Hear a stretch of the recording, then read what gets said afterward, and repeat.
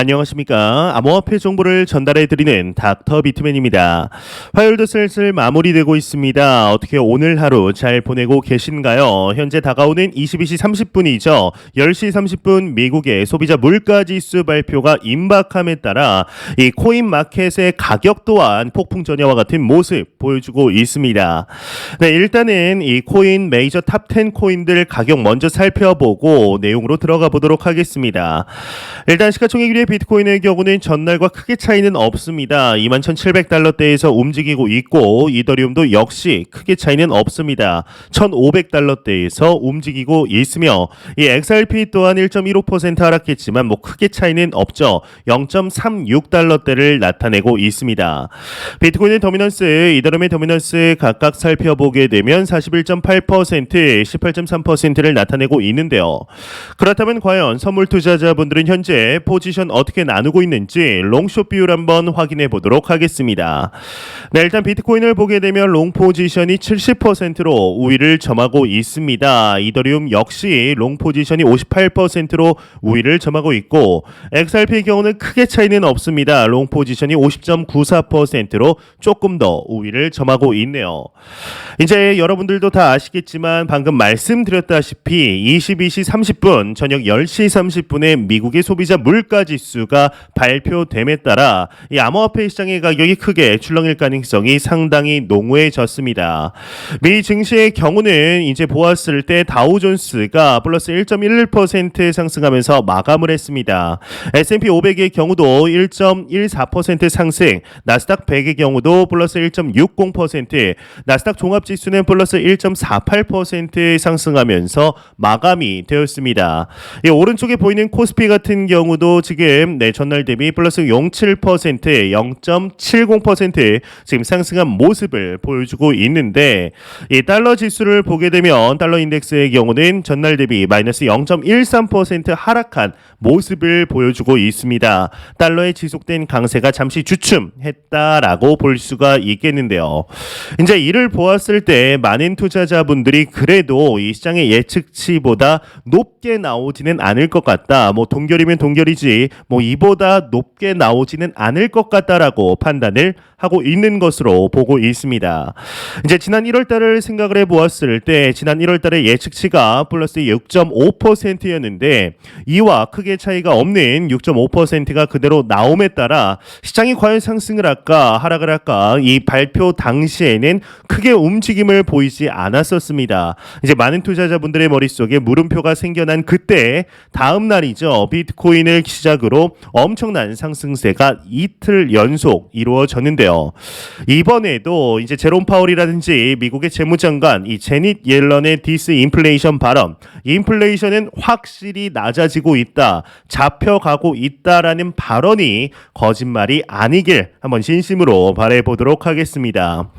예, 이제 분석들 상당히 많이 나오고 있는데 이제 유명 은행 이 웰스파고의 경우는 미 증시 약세장은 종료가 되었다. 하지만 강세장은 그렇다고 아직까지는 좀 쉽게 생각하기는 힘들다라는 언급을 했다고 합니다. 일단 내용을 보게 되면 이 한국경제에 따르면 웰스파고 수석 전략가 크리스 하비가 고객들에게 소환을 발송, 미국 증시가 약세장에 다시 진입할 가능성은 상당히 낮다라고 말을 했다고 합니다. 그는 미국 증시는 지난 10월 저점에서 탈출 약세장을 벗어났다. 다만 새로운 강세장이 찾아오기까지 시간이 좀 더 걸릴 것으로 보인다. 이 약세장 종료가 새로운 강세장을 뜻하는 것은 아니다. 단기간에 가파른 기대를 하기는 어려울 것이라고 설명을 했다고 합니다. 이제 미국 증시의 경우는 지난 10월 저점에서 탈출 이제 약세장을 벗어났다라고 언급을 하였는데 실제로 이 크립토 마켓의 경우도 10월 달 경에 이제 10월에서 11월 넘어갈 때 참 비트코인의 가격이 나쁘지 않았었습니다. 그러다가 11월 FTX 사태가 터지면서 이제 증시만 약세장을 벗어났고 이 암호화폐 시장은 약세장이 다시 한번 또 시작을 했었죠.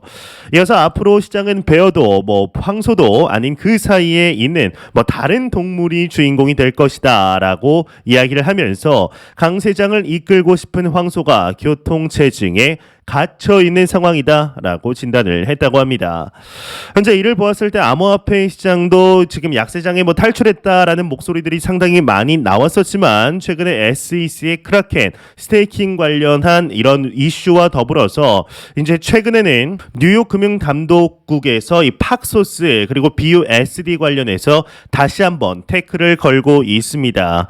참 이제 규제 철퇴가 2023년 들어서 본격적으로 시작이 될 것이다라고 많은 전문가들 분석가들이 생각을 했지만 이렇게까지 강한 철퇴로 내리칠 거라고는 생각을 하지 못했었는데 그래도 당근 하나는 주지 않을까라는 생각을 했던 우리가 참 어리석었었던 것일까요? 이렇게까지 미국에서 암호화폐 시장에 대해 강하게 옥죄는 데에는 분명히 이유가 있을 텐데요. 이를 보았을 때 미국에서 암호화폐 시장 관련한 이 패권을 강력하게 쥐기 위해 중국과 경쟁을 하는 과정이지 않을까라는 생각이 듭니다.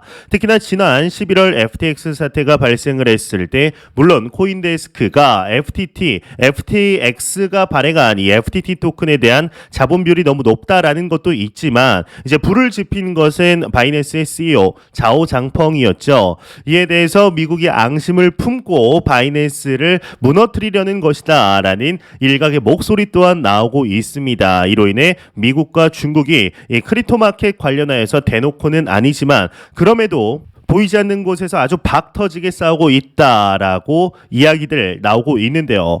실제로 지난 2021년 5월 아마 여러분들도 느끼실 겁니다. 아마 아실 텐데 그 중국이 채굴 금지를 했을 때 그 전만 하더라도 중국이 채굴 분야에 있어서 전 세계 압도적인 1위의 해슐레이트를 나타냈었습니다.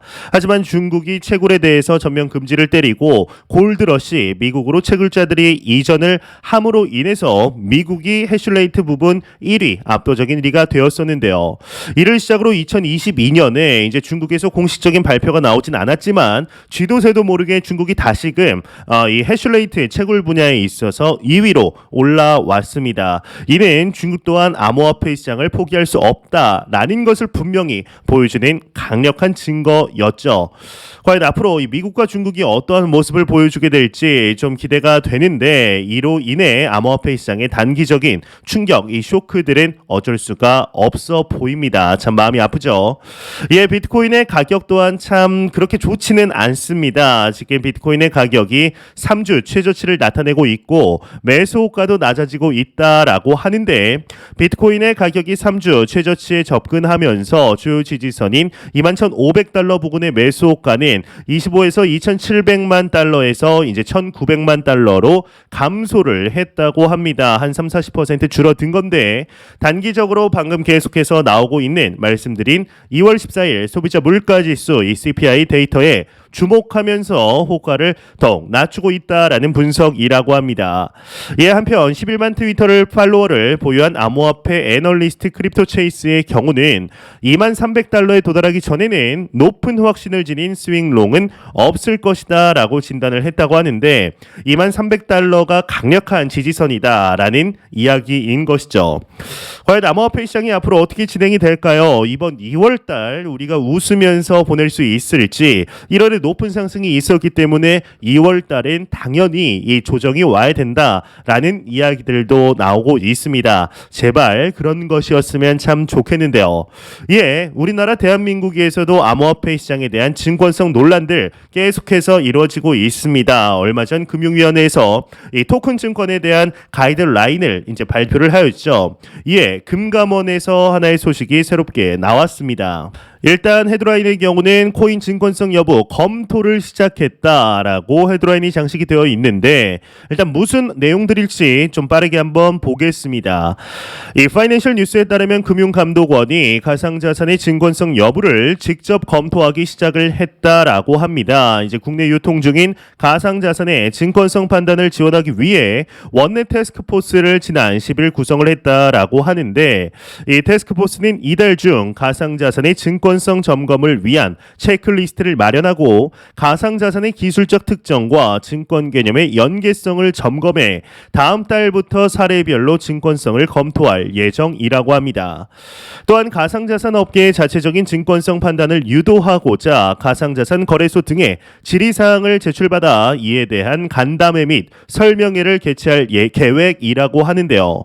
이 금감원 관계자는 토큰 증권 가이드라인에서 발표한 것처럼 유통 중인 가상자산의 증권성 여부는 이 발행인과 거래소 등 가상자산 취급자가 판단하여야 한다라면서도 이제 가이드라인을 적용할 때 쟁점사항이 있거나 언론 민원 등을 통해 투자자 보호 이슈가 제기된 경우는 감독 당국에서 사례별 분석을 통해서 증권성 판단 사례를 제시할 예정이다라고 설명을 했다고 합니다. 이제 구구절절 이야기들이 나오고 있지만 뭐 간단합니다. 이렇게 토큰 증권에 대해서 암호화폐 시장 이 가상자산이 어떤 건 토큰이고 어떤 건 증권이고 이렇게 나눌 건데 구체적으로 정해진 거는 뭐 없다라고 볼 수가 있을 것 같습니다.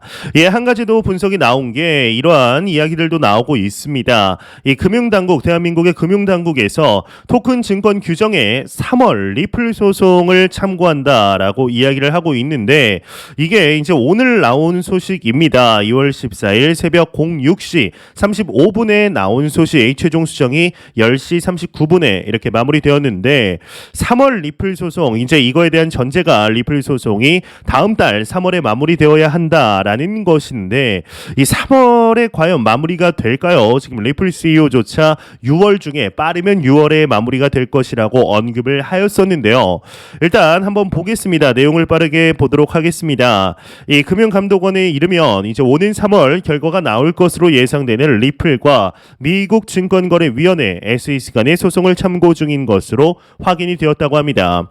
그간 리플 소송이 국내 토큰 증권 관련 규정에 영향을 미칠 것이란 업계의 추측이 간접적으로 확인된 셈이라고 하는데 사실 이에 대해서는 뭐 어느 정도 답이 지금 나와 있는 상태입니다. XRP의 경우는 절대로 증권이 될 수가 없죠. 안 그렇다면은 이 SEC에서 얼마 전에 발표된 이 LBC 토큰, LBRY 거의 비슷한 미등록 증권 소송이었는데 거기서 SEC가 이제 본격적으로 직접적으로 말을 했습니다. LBC 토큰은 증권이 아닌 것으로 보인다라고 직접적인 언급을 하였죠. 이때는 증권이 아닌 것 같다라고 언급을 했다가 이 리플 소송에서 갑자기 XRP는 증권인 것 같다. 그러면 LBC 토큰과 XRP의 차이가 뭐냐? 이거에 대해서도 또 설명을 해야 하는데 설명을 할 수가 없습니다. 구조적으로 똑같기 때문이죠. 그리고 대부분의 코인들, 알트 코인들이 XRP와 비슷한 LBC 토큰과 비슷한 모습을 띠고 있습니다. 그렇다면 이러한 토큰들조차 증권이 아니다라는 결론으로 갈 수밖에 없죠. 일단 내용을 조금 더 보도록 할게요. 14일 관련 업계에 따르면 금감원 산하 디지털 자산 연구팀은 가상자산 관련 해외 사례를 중심으로 연구하며 리플 소송을 주의 깊게 검토하고 있다라고 합니다. 앞서 금감원은 지난 6일 공개한 올해 업무 계획에 토큰 증권이 관련 가이드라인에 따라 발행 유통될 수 있도록 규정 서식을 개정하고 업계를 대상으로 설명회를 개최하겠다라는 내용을 포함했다고 하는데 이에 따라 이제 계속해서 반복적으로 나오고 있는데 3월 결과가 나올 수 있는 리플 소송이 국내 토큰 증권 기준에도 큰 영향을 미칠 것으로 예상이 된다라고 언급을 하고 있습니다. 그 밑에는 이제 뭐 리플 소송에 관한 이제 간략한 이런 역사를 적은 거라 그냥 넘어가도록 하겠습니다. 네, 일단 3월에 이 소송이 마무리가 될지는 잘 모르겠습니다. 제가 여태까지 이제 조사한 바로는 3월에 마무리될 가능성은 굉장히 적다라고 볼 수가 있고 사실 6월도 이제 운이 좋아야 6월에 마무리가 될 텐데 과연 어떻게 될까요? 이 대한민국의 금융 당국뿐만 아니라 전 세계에 있는 이 토큰과 관련해서 이걸 증권으로 해야 될지 안 해야 될지 글로벌적인 규제 프레임워크가 없는 전무후무한 상태이기 때문에 이 리플 소송, 리플과 SEC의 소송이 상당히 중요한 이정표가 될 것으로 보입니다. 그런데 지금까지 흘러가는 모습들을 보았을 때 리플 XRP는 증권이 될 확률이 굉장히 적다라는 것이 현재까지는 제가 내린 결론입니다. 그게 아니라면 이 LBC 토큰과 굉장히 유사한 모습을 띠고 있는데 갑자기 XRP가 이건 증권인 것 같다. LBC는 아닌 것 같은데 이 XRP는 증권인 것 같다. 사실 이게 상식적인 선에서 말이 안 됩니다. 그런데 뭐 SAC의 경우는 뭐 상식적인 행동을 여태까지 안 보여줬죠. 네, 그래서 갑자기 이제 정신이 획하닥 해버려가지고 또 XRP는 이제 증권이다라고 말할 가능성도 없지는 않습니다. 근데 그렇게 되려면은 정말 SAC가 뭐 술 왕창 엉망진창 와진창 마시고 막 이렇게 언급하지 않는 이상은 그럴 가능성은 좀 낮다라고 볼 수가 있겠습니다. 네, 이에 이제 참 미국에서 이러한 소식들 굉장히 많이 나오고 있는데 좀 안타깝게도 추가적으로 나오는 소식들이 있습니다. 일단 오늘 오전 중에 하나 말씀을 드렸던 게 이 뉴욕 금융 당국에서 이 BUSD 관련해서 왜 태클을 걸었는지에 대한 언급이 나왔다라고 말씀을 드렸었는데요. 혹시 못 보신 분들이 있으실까봐 간단하게 다시 한번 설명을 드리겠습니다. 이 뉴욕 금융 당국의 경우는 BUSD 자체에 대해서는 크게 문제를 삼지 않고 있습니다. 뭐 당국 허가를 받은 법인이 팍소스 발행 BUSD를 상장하거나 거래하는 건 크게 문제가 안 되는데 이번 팍소스 BUSD 발행 중단 조치는 바이낸스와의 관계와 관련해 팍소스의 감독 관리 부분에서 몇 가지 해결되지 않은 문제가 있었기 때문이다. 이 중 하나가 바이낸스 페그 BUSD는 승인을 하지 않았다라고 이야기를 분명히 하고 있습니다. 이걸 보았을 때 이제 바이낸스 관련 태클을 걸고 넘어졌을 당시 일각에서 이러한 이야기들 커뮤니티에서 이러한 이야기들이 상당히 많았었습니다. 아니 이러다가 지난 11월 발생한 FTX와 같은 꼴이 나는 거 아니냐, 바이낸스가 이번에 정말로 무너지는 것이 아니냐라는 목소리가 나왔었는데 그럼에도 생각보다 무너지지 않는 이 크립토 마켓의 가격들을 우리는 확인할 수가 있었죠. 만약에 이것이 진짜였다면은 지난 11월 이제 발생한 FTX로 인해서 학습 효과가 있기 때문에 거래소 관련 조그만 문제가 나오더라도 상당히 심리가 쉽게 무너지는 것은 어쩔 수가 없습니다. 그런데 지금까지 나온 내용들을 이제 종합해서 보았을 때는 이 바이낸스 거래소 자체에 크게 문제는 없을 것 같고 이 뉴욕 금융 당국에서 분명히 이것 자체가 문제라고 말을 했기 때문에 팍소스와 뉴욕 금융 당국, 바이낸스 이제 세 기관이 모여서 합의만 보면은 크게 문제가 될 것 같지는 않다. 생각보다 빠르게 종식이 될 확률이 높다라고 볼 수가 있는 것이죠. 근데 이에 미 SEC에서 한 가지 더 미친 짓이 시작이 됐습니다. 이제 미국 기관에 대해서 암호화폐 보관, 즉 커스터디가 까다로워질 수도 있다라는 이야기가 나왔습니다. 이제 오늘 오전 11시 51분경에 나온 소식인데 SEC의 수탁, 이 커스터디에 관한 규제를 강화할 것을 추진한다라는 내용이 나온 것인데요. 이게 뭔 내용인지 일단 보도록 하겠습니다. 네, 미 증권거래위원회 SEC가 수요일 암호화폐 회사의 적격 수탁자 자격 요건을 강화한 규칙 개정을 제안할 예정이라고 블룸버그가 익명 소식통을 인용해 전했다고 합니다. 이제 수요일이면 내일이죠. 이와 관련 세부 내용은 아직 공개되지 않은 상태인데 이 제안이 통과되면 암호화폐에 투자한 헤지펀드, 일부 VC, 연기금 등 기관은 암호화폐 회사의 투자금을 보관하기가 어려워질 수 있다라고 합니다.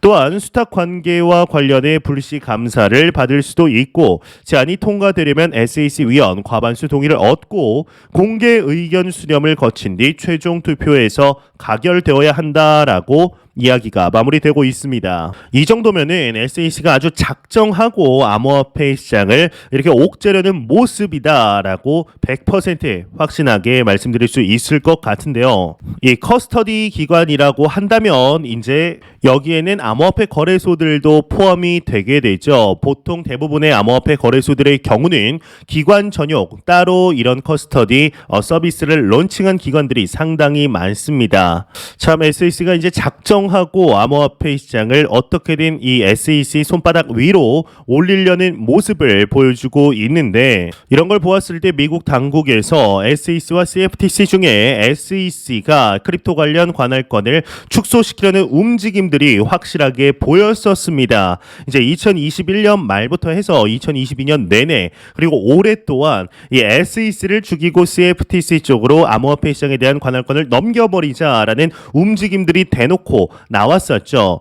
이에 대해서 과연 감히 우리를 건드리냐, 이제 SEC의 무서움을 보여주마라는 식으로 지금 뭐 스테이킹도 건드리고 거래소도 건드리고 스테이블 코인도 건드리고 점점 하나씩 건드리면서 뭐 하나만 걸려봐라 라는 식이 아닐까라는 생각이 듭니다.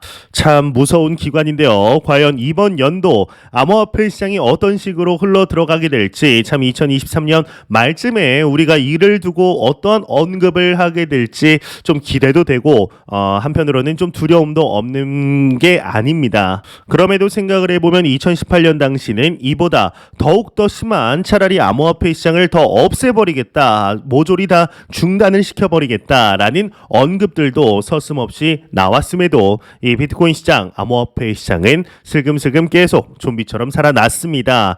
그러한 것을 볼 때 지금의 이러한 이슈들은 가까이서 보았을 때는 비극, 멀리서 보았을 때는 희극일 거라고 저는 생각을 하고 있습니다. 과연 이번 연도 말에 우리가 지금 이러한 사건들을 보고 어떠한 언급을 하게 될지 한번 기대해 보도록 하시죠. 네, 제가 준비해온 소식은 여기까지입니다. 영상이 도움이 되셨다면 구독과 좋아요, 그리고 광고 한 편만 처음부터 끝까지 시청 부탁드립니다. 이 채널은 오직 광고 수익으로 운영이 되게 됩니다.